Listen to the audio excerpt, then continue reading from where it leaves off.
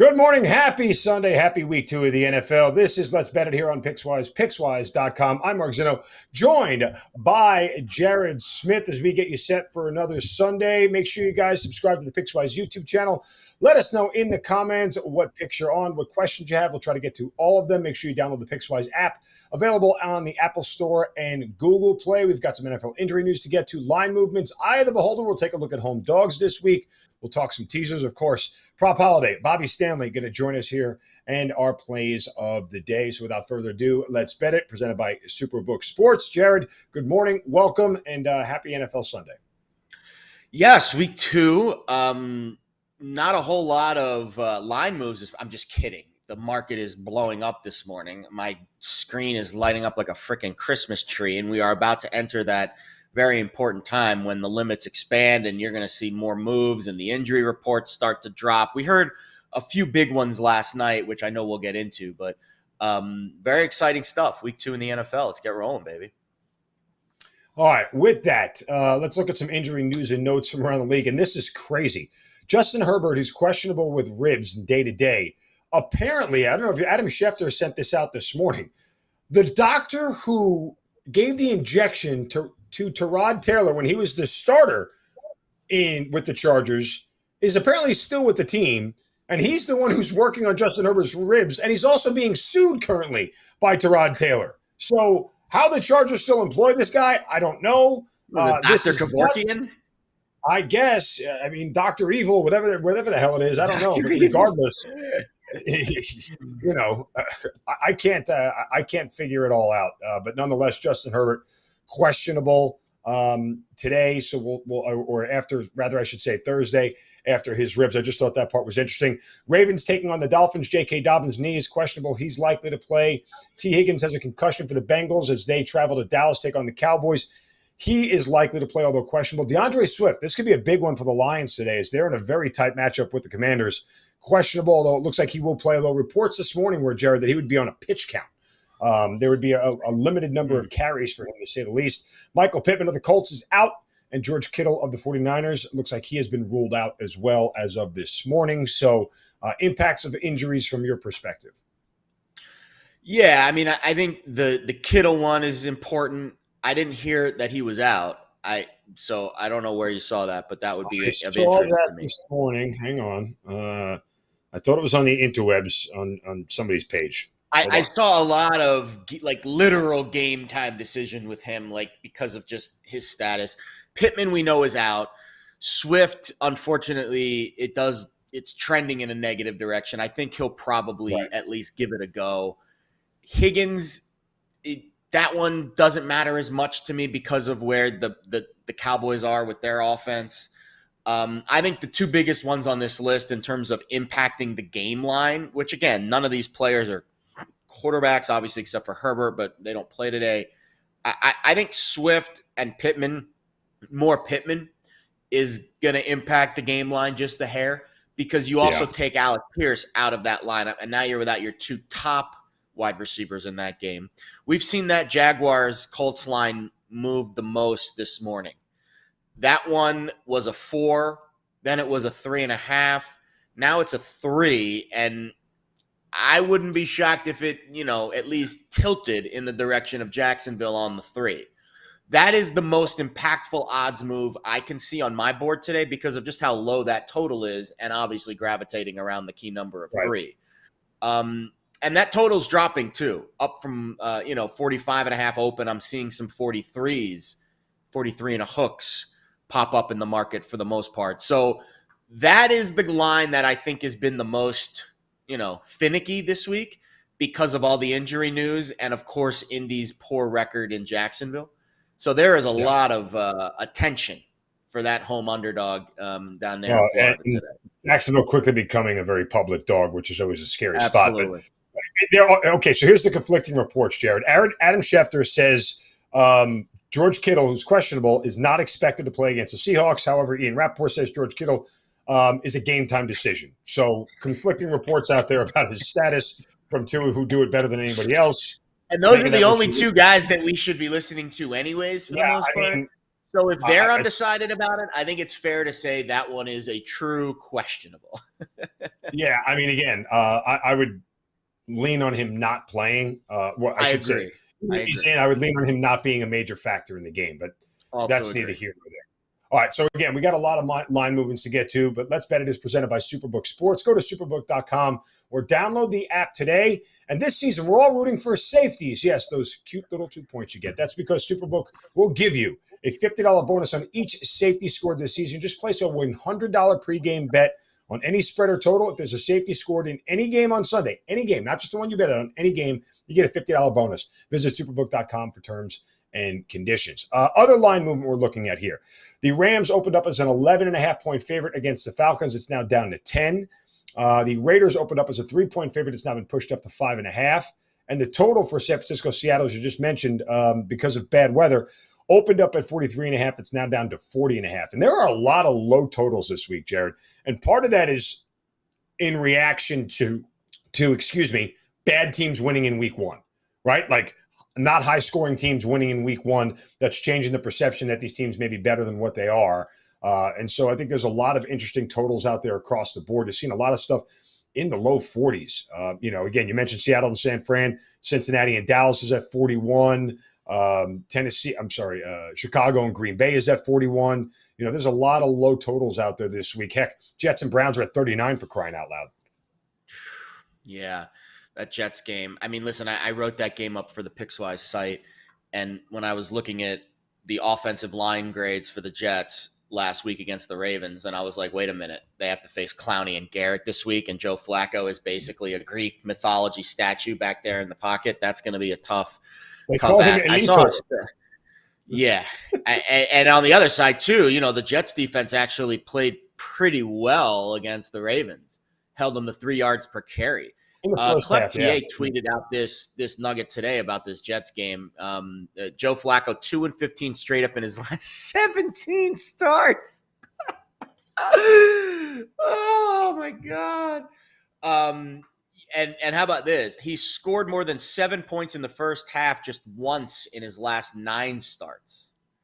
So if you're betting on points today in the Jets-Browns game, good luck.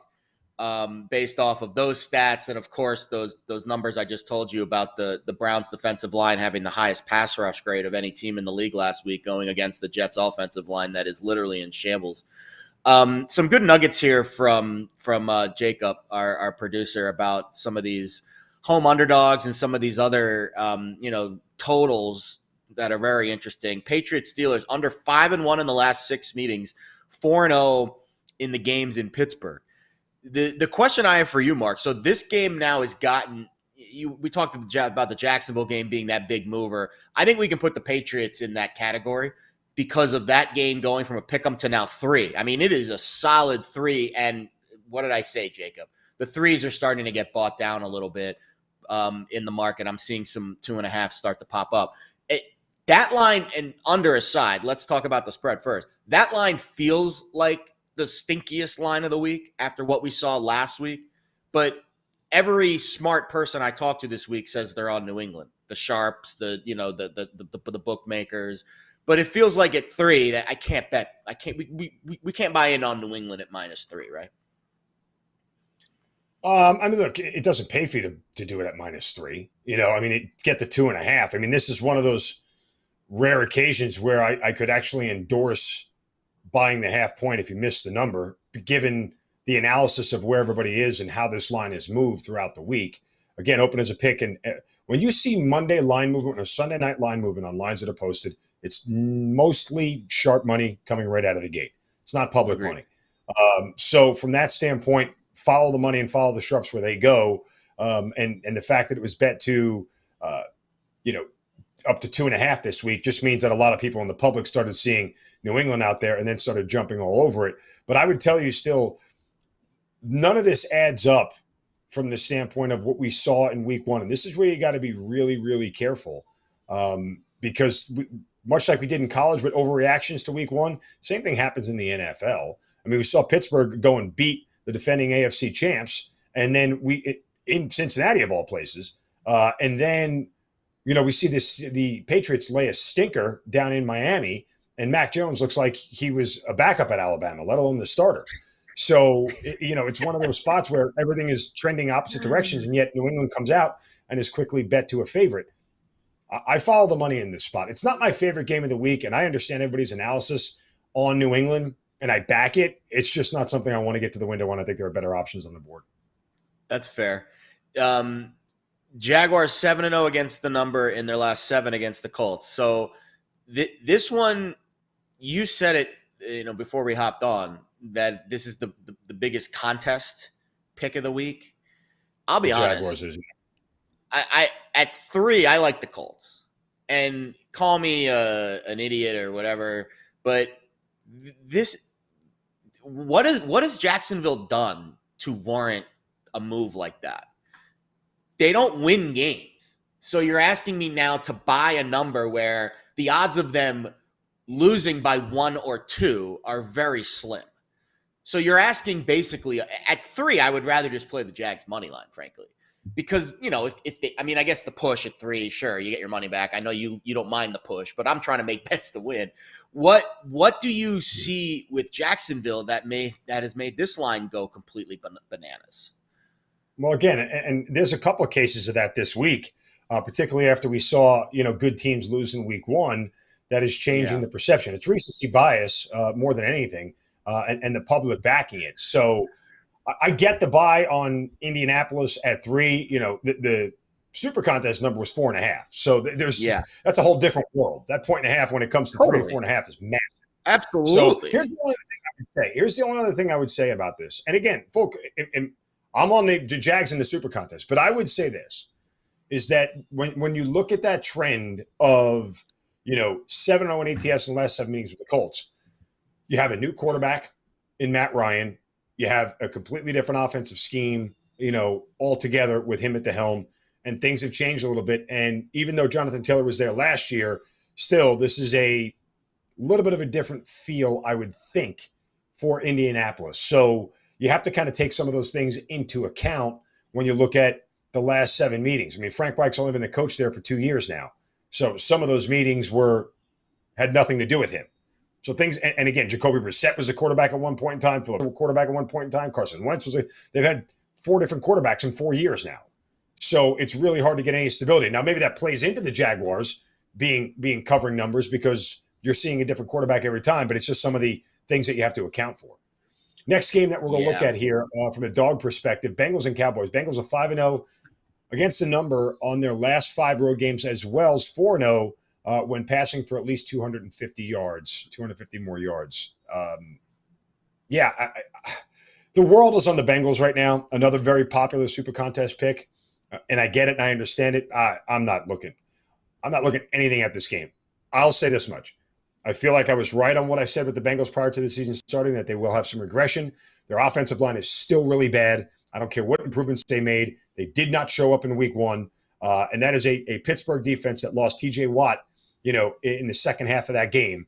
And Joe Burrow still was throwing picks and running for his life for 60 minutes. So I don't trust the Bengals offensive line at all. I still think the Dallas defense is pretty good and pretty aggressive. Remember, Dallas held Tampa Bay, despite how bad Dallas's offense was. They held Tampa Bay to 19 points and made him kick a lot of field goals. That's not going to get it done today for the Bengals.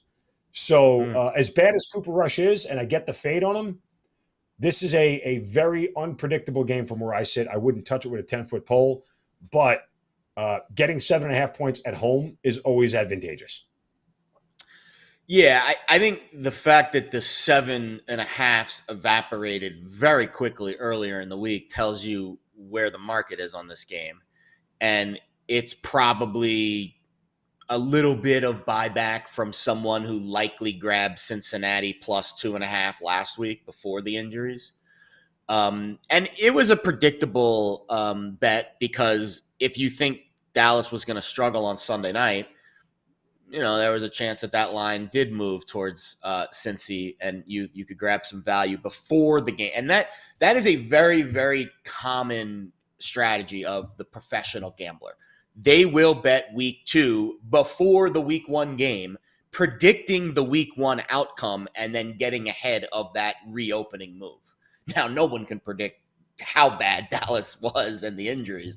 But I'm assuming that some of those 7.5s that were Bengals minus were likely bought by people holding Cincinnati plus tickets or pick'em tickets before that Dallas game. So I don't want to read too much into that line move because it was such a big swing from Dak to Cooper that, again, there was probably some balancing of the books going on with some of those really high-end professional gamblers that are the ones that really move these lines on a weekly basis. That being said, very hard to make a case for Cooper Rush.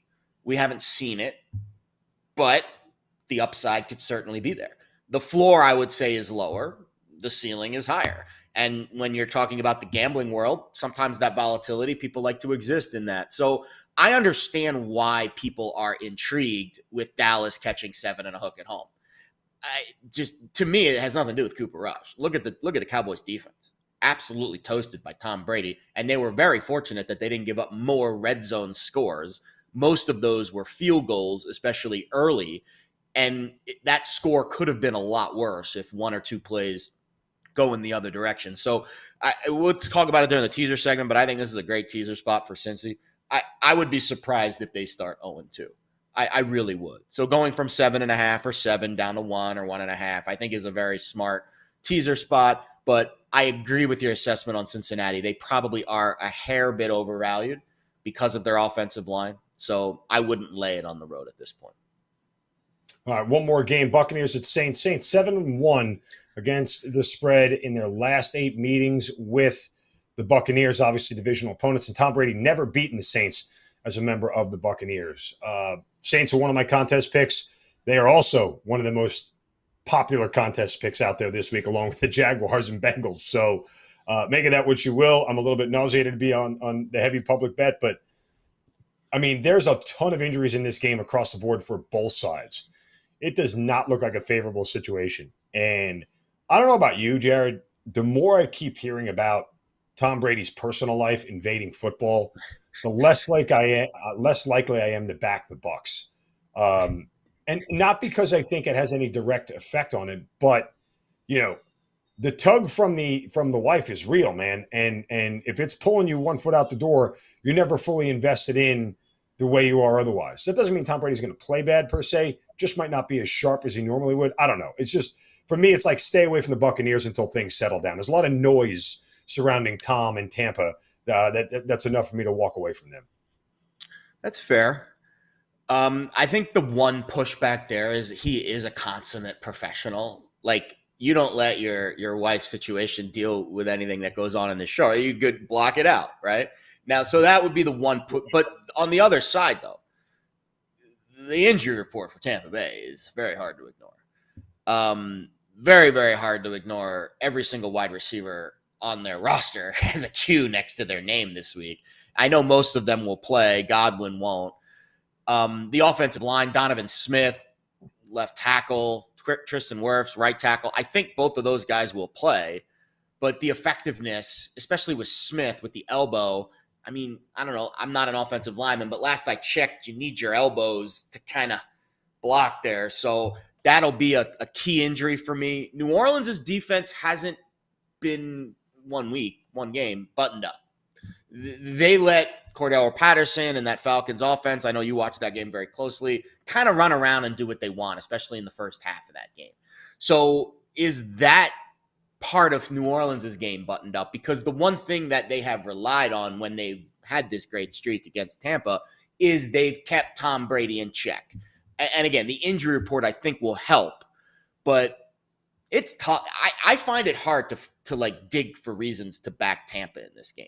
The only ones that I can really find are the inefficiency of Jameis Winston, his inconsistency, and a little bit of weakness on the back end of the New Orleans defense. You know, they traded their starting safety. They've got a couple of new starters back there, a couple of new starters across the defense, actually. That is the one weakness that I can find. But if New Orleans can run the ball, if you look at those run game numbers for Atlanta last week for Dallas last week against Tampa, they were very good. And the explosiveness wasn't there, but that's because because Ezekiel Elliott's not really an explosive runner anymore. I would put Taysom Hill in that category where he's a little more explosive at this stage of his career. But there's no Alvin Kamara today, so we'll see how much the running game is a factor. And of course, the left tackle Teron Armstead I saw was on the injury report too. So I would lean under in this game, but also this is another great teaser spot for New Orleans to go through two key numbers, 3 and 7. So that's kind of where my head's at here. I have a feeling Tom might figure it out, but New Orleans, there's a lot to like with the Saints in this matchup. Speaking of teasers, we will talk tease to you and to us. You mentioned the Saints going from 2.5 to 8.5. The Browns from 6.5, laying the 6.5 against the Jets at home, down to a half, essentially a pick 'em. All they got to do is win. And the Bengals, we talked about them going from 7.5 to 1.5. I think there are a bunch of other really solid teaser options out there. I'd add in the Carolina Panthers going from 2 to 8, get you through 3 and 7. I would even, if you wanted to fade New England and take Pittsburgh from 2.5 to 8.5, I don't think that's terrible either. I could take San Francisco if you have an 8.5, not at 9. If you have an 8.5, take it down to 2.5 at home against Seattle. I think that's a favorable spot. I mean, there are plenty of luscious teaser options. I don't want to get too far ahead of us, but if you're allowed to sort of leave open spots in your teasers or whatever, Minnesota tomorrow night going from 2.5 to 8.5 is fantastic. Yeah, that's one I haven't heard a lot of people talk about this week. Minnesota. Oh God, that's the best one. Yeah, I mean, the reason that I don't like that one is because of the elevated total, but it meets all the other criteria for sure. The most ideal teaser spot I think this week is Cincinnati. I mean, I don't see them losing that game. So that's one that I like. I think Cleveland's another one that I really like because, again, I don't see them losing to the Jets. I mean, I just gave you the number. Joe Flacco's 2 and 15 straight up in his last 17 starts. So, again, you go that from 6.5 to a half. I know you're not moving it through that second key number. You're only moving it through 1, but you're moving it through 3 and 4. That's a key number and a secondary key number, and that is the lowest total game of the week. So I always like teasing games with lower totals because 6 out of 40 is a higher percentage. Those points are more valuable than 6 out of 50. Simple math. So that's always the error that I like to side on is the lower total games tend to have a little more weight. I would put New Orleans in that bucket too. That total's in the low 40s and you get through both key numbers 3 and 7. The way I did it this week, and I put it on the column, we had a good week with teasers last week. We hit all 3 of our legs. We only bet 2 teasers. This week we have 3 legs again, but we're adding a true round robin. Last week, we did the Vikings as a key, paired it with the other 2. This week, we're doing a true round robin. Browns, Bengals, Saints, Browns, the true all 3 legs involved with all 3 teasers. So that's how I'm playing it this week. Those are my 3 legs, Saints, Browns, Bengals. But I endorse, Panthers. I don't love the spot, but I endorse Steelers. It meets the criteria. I think Vikings does too, but just the total being slightly elevated is probably lowers that one on my pecking order. And you're 100% spot on about the Niners. If you have an 8.5 in your back pocket, I don't think the weather's going to be as bad as it was in Chicago last week, but it looks like that weather is also bad, and that total is hovering around 40 right now. So going even going from 9 to 3, I think isn't terrible, but obviously ideal 8.5 to 2.5. All right, let's move on here as we look at some props coming up for the Sunday games with our guy, Prop Holliday, a.k.a. Bobby Stanley. Follow him on Twitter at Prop Holliday, 2 L's, Holliday. Bobby, welcome. A happy Sunday to you. Not for nothing, we took it on the chin on Thursday night. We need a rebound here. Did not go our way. We did, but we also hit Kelsey on the under. If anybody remembers that little clip, that was a good one for me. Other than that, it was not a great Thursday. That was really good. Got body slammed to the turf by Derwin James. He got rock bottom. Very enjoyable. He got rock bottom. But no, big bounce back spot on Sunday, guys. Happy to be here. All right, well, let's start here with some of your plays. Panthers and Giants, Christian McCaffrey against a Giants defense that, do I know what it is? Are they any good? I mean, they beat Tennessee. Does that look, so much has changed through the lens of field goal kickers. If Randy Bullock makes that field goal and the Giants lose, everything looks dramatically different in everybody's eyes, right? Like the Titans probably are not a 10-point dog this week. If they end up winning, it might only be 8 or 9, but still it's a different number. And the Giants, I don't think, are favored this week against Carolina. So where are you seeing Christian McCaffrey against this Giants defense? So the line opened up on his receiving yards at 40.5. I think it's up to 43.5 right now, but the line just seemed too low to me. I mean, he hit it in 5 to 7 games last year. I do think it is an overreaction to week 1 where the Panthers played what I think is a top 10 defense in the Cleveland Browns. Now they get a Giants defense who gave Dontrell Hilliard the best game of his career. 3 receptions, 61 yards, and 2 touchdowns. Very good matchup for McCaffrey. If we look at the Giants defense, they were 30th ranked in coverage week 1. And I think this is actually going to be the Christian McCaffrey welcome back game that we didn't get last week. Really good opponent in the Browns. So I like over 40.5 receiving yards. That was when it opened. It's up to 43.5. I still like it there. I think he's going to be heavily involved in the offense. Love that spot this week. The Giants defense did not look good last week. They let Ryan Tannehill. By the way, nice haircut. I noticed these things. They let Ryan Tannehill do whatever he wants. Like the fact that Ryan Tannehill's grades were so good last week, despite the fact that Derrick Henry didn't have a great game and they're without A.J. Brown and Julio Jones, that is a bad omen for the Giants defense. You cannot let Ryan Tannehill pick apart a team without any weapons. That scares me a lot. In fact, now I'm talking myself into betting the Panthers at 2.5. All right, let's get to the Steelers and our buddy Mitchell Trubisky. This game smells stinky. The line is stinky. The movement was stinky. Everything about this Steelers-Pats game is stinky. And you are betting an under on Trubisky's completions, which kind of goes with the stinky vibe. It does go with the stinky vibe. So under 20.5 completions, I got it at plus 105, and I felt like I was cheating. Felt like I caught on to something that maybe the books didn't. He completed 55.5% of his passes in week 1, and he had 38 pass attempts. 12 of those came in overtime. So he only threw 26 passes in regulation. When he was under pressure, 33% completion percentage. When he was blitzed, 25% completion percentage. And then I look at this New England defense, 9th best pass rush in week 1. So they've been getting pressure almost a third of the plays. I think it's going to be low scoring. I think it's going to be a defensive battle. Now I see this line is shifted to minus 115. The plus money's gone. But I think this is something that didn't get corrected from week 1, considering he played an entire overtime and threw 12 of his passes. Yeah, I mean, no concerns at looking at last week where Tua goes 23 of 33 for 270, completes almost 70% of his passes. I mean, is there any sort of relation to what Tua was able to do against the Pats D for what Mitch Trubisky is? Because I don't know that there's that much difference, in quarterback play from either one of them.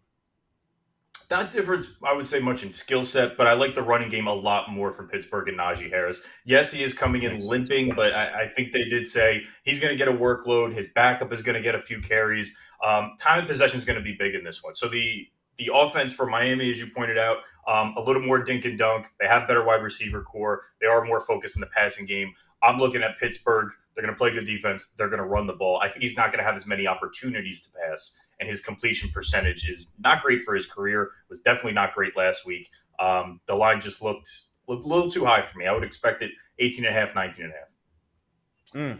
Damian Pierce. All right, Damian. Houston. Oh, yeah, go ahead. Go ahead. No, sorry. Okay, Damian Pierce. We're both going to talk about Damian Pierce. We're so excited about this Texans team. I got to tell you, I mean, I love Damian Pierce. I mean, it was when I went into this season, all I was thinking about was Damian Pierce, for crying out loud. Why do you like him this week? I'm buying low on a line. Damian Pierce's longest rush is over 11.5 yards. Normally when you see a starting running back, it's 12.5, 13.5, 14.5 for their longest rush. Lovie Smith went on record this week saying his snap count was a mistake. He's going to see an increased workload. They need to convert more on third down to get more extended drives. That's going to help Pierce a lot, get a little bit less of an 8-man front in front of him. But Rashad Penny breaks off a 26-yard run on Monday Night Football against Denver. Makes me feel good about this line. I went back into preseason, which I know it's not everything or anything for that matter. But he had a couple of really good runs against the 49ers where he saw the hole, put his foot down, and got upfield. That's what you're looking for in these longest rush. He's not going to break in the NFL. You're not going around the edge and taking one to the house unless you're Chris Johnson. Damian Pierce over 11.5. It's just a low line to me. So I'm going over. Yeah, I don't mind it. I mean, that was a weird game last week against Indy. I'm assuming they were probably, signaling the run because there really wasn't much else to do against, this Texans offense. So I wouldn't be shocked if he had a better game this week. All right, touchdowns. We've discussed these. They're tough bets because really only about 20% of them hit every week. But you've got a couple of big, juicy nuggets to share with us today with the touchdown bets. I went 2-6 last week on my touchdown bets in the article, which is pretty much break 20%. Even. And if Tommy Tremble scored, I'm gonna stop with Tommy Tremble. But if he scored, it would have been a very profitable. Tommy Tremble. That was a good. That was listen. Give yourself credit for the handicap. The result wasn't there, but the handicap was very solid. I appreciate that. This week, I do have two guys. When it comes to anytime touchdowns, I'm not going to bet anyone with minus odds. It's just, there's no value in it. You're looking at minus 240 on Jonathan Taylor, minus 120 on a Christian McCaffrey or Saquon Barkley. So I look for the plus odds. I'm doing a quarter of a unit on most of my touchdown plays. Two guys, Evan Ingram for the Jaguars, plus 330. Now, after watching O.J. Howard last week go off for 2 touchdowns, had no grasp of the playbook, got picked up at the end of the preseason. There's something wrong with the middle of that Colts defense. Now, the issue with Ingram his entire career hasn't been getting open and hasn't been making plays. It's been catching the ball and holding on to the ball. He had 4 targets last week. He had 4 receptions. I do think this is going to be one of the higher scoring games against the Commanders, so that always speaks well to touchdown props. Stay away from anything under 45.5. But Evan Ingram at plus 330, I see some value there. Yeah, going to be interesting to say the least. I have my eyes on that Commanders-Lions game, a game in which I don't believe the Lions should be favored by any stretch of the imagination, but that is a completely different conversation. All right, on to a game that you like today, actually. You're actually going to play just a non-prop? You're going to make a straight-up bet here, Bobby? What is the world coming to? I don't know if that's in your contract, Bobby. I don't know if you're allowed to do that. Seriously. I should be. Give me some leeway, guys. You mentioned it before. You mentioned it before, Jared, with Carolina. I think I saw Carolina at plus 1.5. I really do like. I like the Panthers money line. I like the over on 43.5. Baker will look significantly better against this Giants defense than he did against Cleveland. Again, it comes down to pressures. Huge factor in QB performance. Under pressure last week, 42% of the time. Tannehill was only under pressure 25% of the time against the Giants. So he's going against a weaker pass rush. Giants were 3rd worst in coverage in week 1, 24th in pressure. These are all great factors for Baker to have a better game. I think the Giants squeaked out a win against a pedestrian offense. And Carolina put up 24 points against a top 5 defense. They put up 17 in the 4th quarter, and you actually saw the offense kind of coming alive in the second half. First half, they had 44 yards of total offense. Second half, 17 points and 217 yards. There's never much time in preseason to really gel, especially if you're a new quarterback in a new system. But it started to come alive throughout that first game. I think is a way better matchup for Carolina. Give me the Panthers plus 1.5 and give me the over on them. All right, Bobby. Well, listen, we wish you nothing but the best of luck today. Okay. Make sure you guys give Bobby a follow on Twitter at Prop Holliday, HOLLIDAY. Let's go make some money today, brother. Best of luck with all your picks. Good luck, guys. Take care. All right. We are going to get on to our plays of the day and what we have on the Pickswise.com website. But first, it's a massive NFL Sunday. But we also got the PLL title game today. The Premier Lacrosse League Championship begins at 3 o'clock on ABC as the Chaos and the Water Dogs face off in the final game of the season. Check out Pickswise.com for Dan Arestia's props column and Charlie White's 3 best bets, and check out the game itself this afternoon on ABC. Jared, Pickswise.com, the place where everybody can go to get 3-star plays of the day. Mine hit yesterday in college for the 3rd straight week, so we are feeling good. What do they have up on the website for us in the NFL today? Yeah, good look on Oregon there. Not a whole lot of sweat involved in that game. I was on it with you as well. Well done, sir. Dan Lanning and I need to have a couple of words for pulling his starters in the 3rd quarter of a game with 6.5 minutes left, okay? I was a little bit on tilt watching that whole thing unfold until he put Bo Nix back in the damn game. But that's a whole different conversation. Yeah, that was a little bit strange. But listen, I think yesterday, based off of BYU's offense, I think the Oregon twos could have covered that one.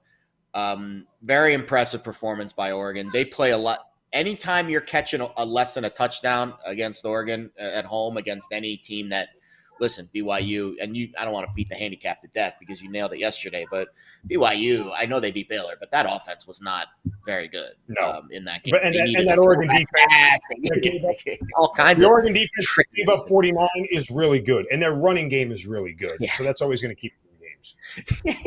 Yeah. That 42, what was it, 42-7 loss to Georgia is looking pretty good right about now based off of 49-3, yeah. Off of what else has Georgia's done.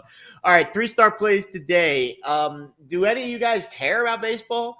There are some baseball plays. Kyle Lupus has a total in the Mariners-Angels game. Mark Lammy's got a run line in Phillies-Braves. But the main event, the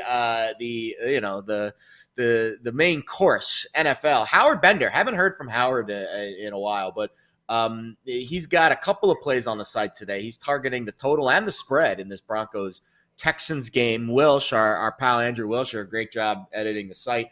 He is on a pick tomorrow night for the Vikings-Eagles game, and yours truly also has a pick for the Niners-Seahawks game, which we will get to in a few moments.